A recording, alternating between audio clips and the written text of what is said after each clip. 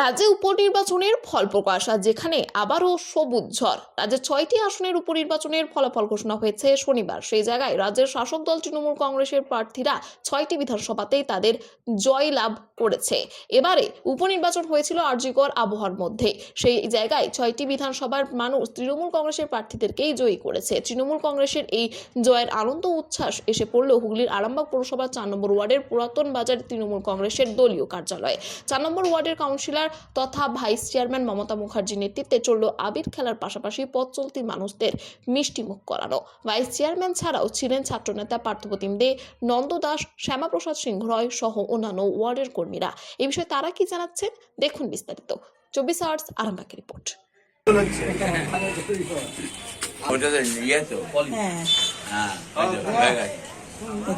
এই দুটোতে দিয়ে দিন দিদি।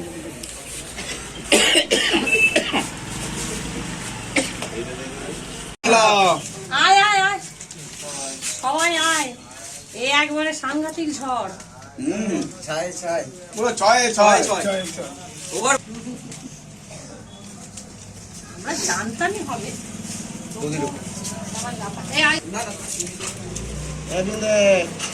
এসো গো।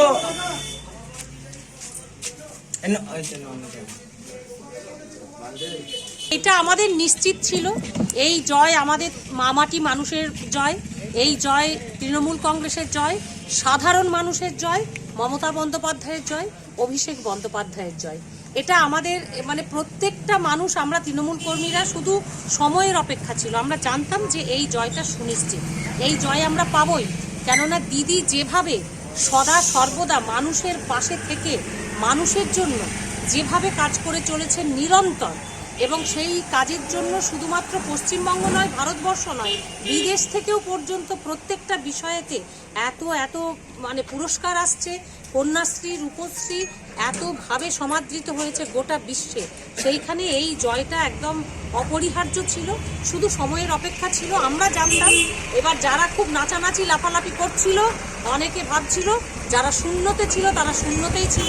অনেক মিথ্যা আন্দোলন, অনেক মিথ্যা কুৎসা, অনেক মিথ্যা অপপ্রচার, তার জবাব কিন্তু জনগণ দিয়েছে। আমাদের বিধানসভার এই যে 6টি উপনির্বাচন হয়েছে, যেখানে মাদারিহাট, মেদিনীপুর, তালডাংরা, সিতাই, হাড়োয়া আর নৈহাটির এই যে উপনির্বাচনে এই যে মানুষের জয় জয়কার, এতে কিন্তু একদম ধুয়ে মুছে সাফ করে দিয়েছে অন্যান্য যে রাজনৈতিক দলের যে মানে জঘন্যতম যে অপপ্রচার, এবং সেইটার যোগ্য জবাব মানুষ দিয়েছে।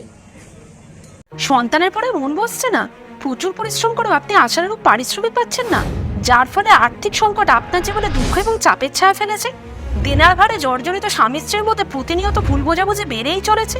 নতুন বাড়ি কিনেছেন, কিন্তু সেই স্বপ্নের বাড়িটা যেন আরও দুর্ভোগ নিয়ে এসছে আপনার জীবনে। আপনি ভাবছেন সস্তায় পাওয়া বাড়িটা নেওয়াটাই কি সঠিক সিদ্ধান্ত ছিল? এমনই সব দ্বিধাদ্বন্দ্ব এবং জীবনের কঠিন মুহূর্তে আপনাকে সঠিক পথে পরিচালিত করবেন আন্তর্জাতিক খ্যাতিসম্পন্ন স্বর্ণপদক ও স্বর্ণ মুকুটপ্রাপ্ত ডক্টর অজয় শাস্ত্রী। তিনি শুধু আপনাকে পথই দেখাবেন না, আপনার জীবনে সত্যিকারের সুখ, শান্তি, ঐশ্বর্য, অর্থ যেন সঠিক সময় আপনার কাছে পৌঁছে দেয় সেই দায়িত্বও নেবেন। তাঁর অভিজ্ঞতা এবং জ্ঞানের আলোতে আপনার জীবন হয়ে উঠতে পারে নিরুদ্বেগ ও সমৃদ্ধির পথে ধাবমান। তাই আর দেরি নয়, স্ক্রিনে দেওয়া নাম্বারে এখনই ফোন করে ডক্টর অজয় শাস্ত্রীর সাথে যোগাযোগ করুন।